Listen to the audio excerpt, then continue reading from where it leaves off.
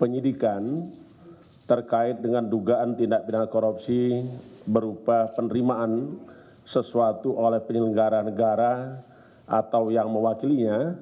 yang terjadi di Kementerian Sosial Republik Indonesia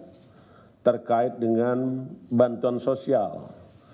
khususnya untuk wilayah DKI Jakarta atau Jabodetabek tahun 2020. Tadi pagi kami ingin sampaikan dulu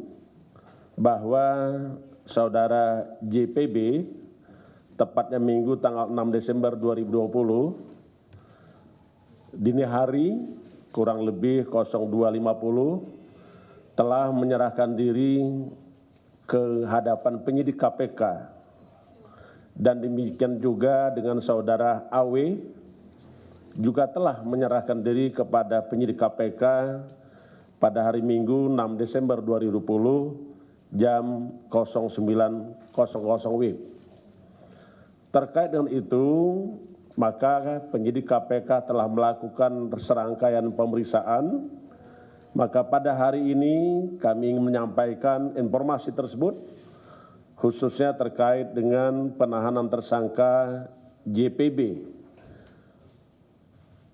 Menteri Sosial Republik Indonesia, dan AW, salah satu PPK pada proyek pengadaan bantuan sosial tahun 2020 di Kementerian Sosial Republik Indonesia dalam perkara, saya garis bawahi, dalam perkara dugaan tindak pidana korupsi berupa penerimaan sesuatu oleh penyelenggara negara atau yang mewakilinya di Kementerian Sosial Indonesia terkait dengan bantuan sosial untuk wilayah Jabodetabek tahun 2020. Setelah penyidik KPK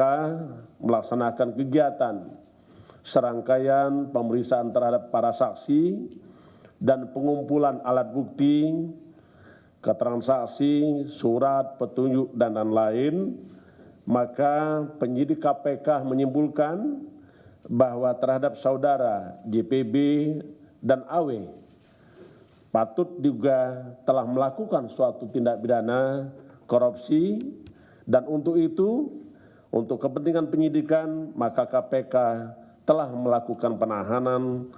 kepada 2 orang tersangka tersebut selama 20 hari terhitung mulai tanggal 6 Desember 2020 sampai dengan tanggal 25 Desember 2020. Atas nama pertama JPB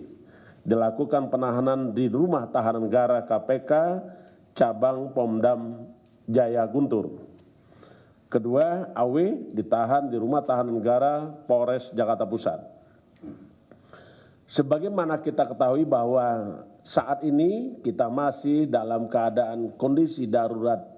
pandemi COVID-19, maka terhadap 2 tersangka tersebut kita lakukan dalam upaya pencegahan COVID-19, maka sebelum dilakukan penahanan akan dilakukan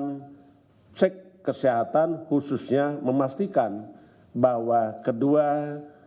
orang tersebut adalah bebas dari COVID-19. Dan selanjutnya akan juga menjalani isolasi mandiri selama 14 hari di Rumah Tahanan Negara Cabang KPK